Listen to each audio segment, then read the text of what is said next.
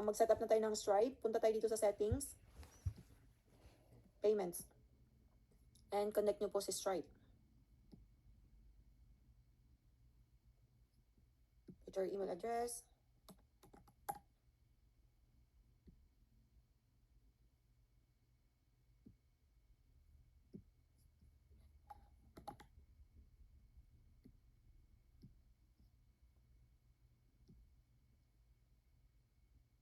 Okay, pagdating ng ganito guys, si Stripe magsisend yan ng verification sa email nyo. So make sure na na-verify nyo din siya ha.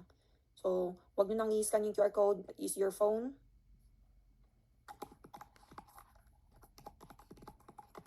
Kasi magsisend yan ng code.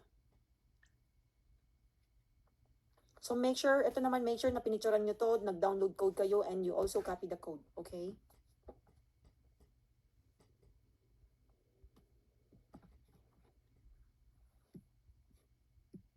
Kasi pag mag-download kayo ng Stripe sa phone nyo, hihingiin nila tong code na to. Si Stripe naman guys, para siyang si PayPal. Okay, siya yung magpapasok ng sales natin dito sa website, dito kay Beacon, going to our bank account. Okay, safe po yan. Next. Continue. Then, put your legal name. Okay. Pagdating naman dito, put your, dito mga details nyo po. Pagdating naman dito, CEO.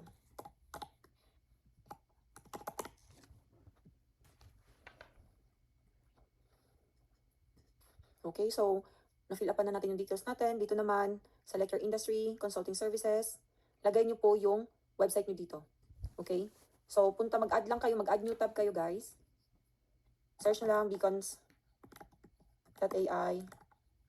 Login. Automatic nakalagin na kayo niyan kay Beacons.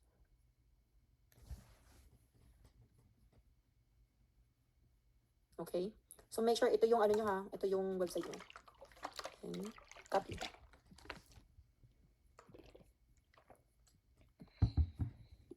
Paste. Product description, ipipaste ko lang din sa baba. Ikakopy nyo lang.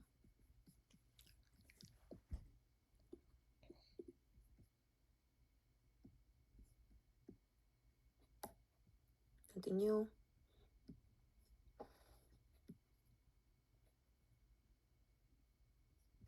Okay, so pagdating naman dito guys, fill upan nyo po yung mismong bank details nyo. Okay? And then after nyo ma-fill upan po ito, click nyo po yung automatic and then everyday. So bali sa first payout nyo po, I think it will take 10 days. Kasi ako it took me 10 days bago ko na-receive yung first payout ko. And then after that guys, everyday na siya or after 2 days. Okay?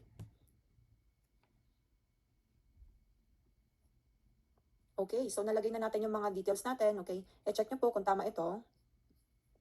Ito naman kay Stripe lang ito mag-show up guys. Okay, hindi to sa clients nyo. Continue. No thanks. Not right now. And then agree and submit. Ayan. So, save password nyo din yan. Ayun.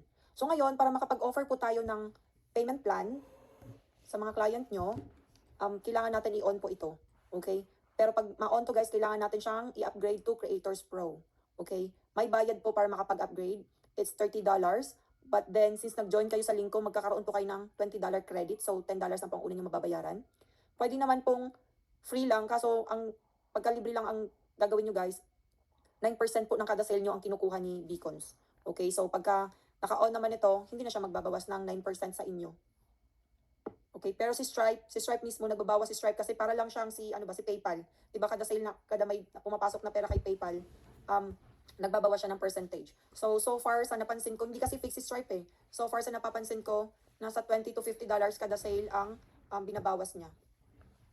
But for me, that's still okay kasi kung sa 700 mo, kung 600, kahit na 500 na naman, okay pa rin sa akin, 'di ba? So option yun guys, but for me, I would still do it. Pero gawin nyo na ito pagka ready na po kayo mag-affiliate ng program. Okay? Pag ready na kayo mag-affiliate ng program. So, try natin ha. So, i-on natin. So, ito yung mga options nyo. Okay? So, pag mag-upgrade, skip and continue to check out. And then, ayan, bayaran nyo na siya.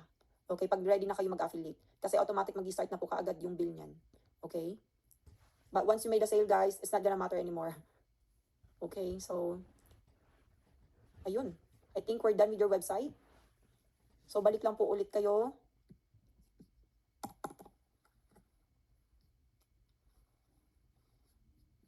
Ayun siya, guys. So, kung mag-customize ulit kayo ng website nyo, punta lang po kayo dito sa link in bio. Okay?